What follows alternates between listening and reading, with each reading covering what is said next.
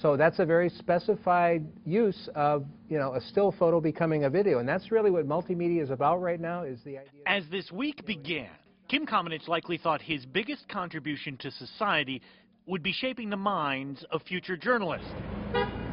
That is, until this past Monday, when the San Jose State journalism professor stopped by a downtown bank to move a little money around.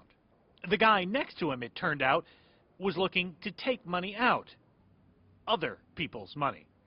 He had just handed the teller a note. The teller kind of joked with the guy saying, "Is this for real?" And, the guy says, "Yeah, it's for real." Kamenich, you see him clearly in these bank surveillance stills, says at first he wasn't sure what, if anything, he would do. So he just stood behind the wannabe bank robber as the teller handed over the money. But then the man reached into his pocket. Now, I just figured if a guy has a note that says, "I've got a gun," and he reaches into his pocket, if there's a time something's going to go bad, that's the time. So Kamenich sprang into action. But he didn't kick or punch or beat the man. He hugged him. Hugged him long.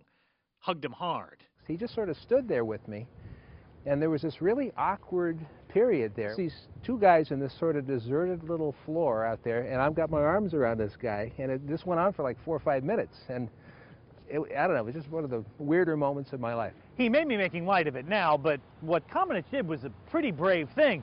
Although we shouldn't be so surprised when we consider what he did for a living before entering the halls of academia. He was a Pulitzer Prize-winning photojournalist for the San Francisco Chronicle. Over the years, I've covered this very thing. I've covered bank robberies, I've covered hostage situations. Not to mention covered riots and covered wars. Being in those dangerous situations, it seems, helped Kamenich stay calm and focused during this one. He says he's just glad he was able to help out in a pinch. In this case, with a squeeze. In San Jose, Garvin Thomas, NBC Bay Area News.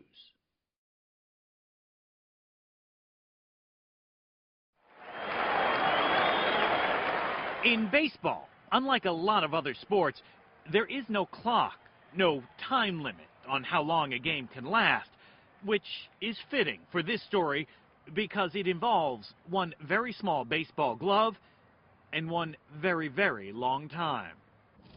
Amazing. I mean, so much has happened between that day in 1969-70 and today. Kelly Johnson was just about 10 years old on the day he's referring to. He and a friend were riding bikes around Union City. They saw a baseball mitt lying on someone's lawn, and even though it had a boy's name and address on it,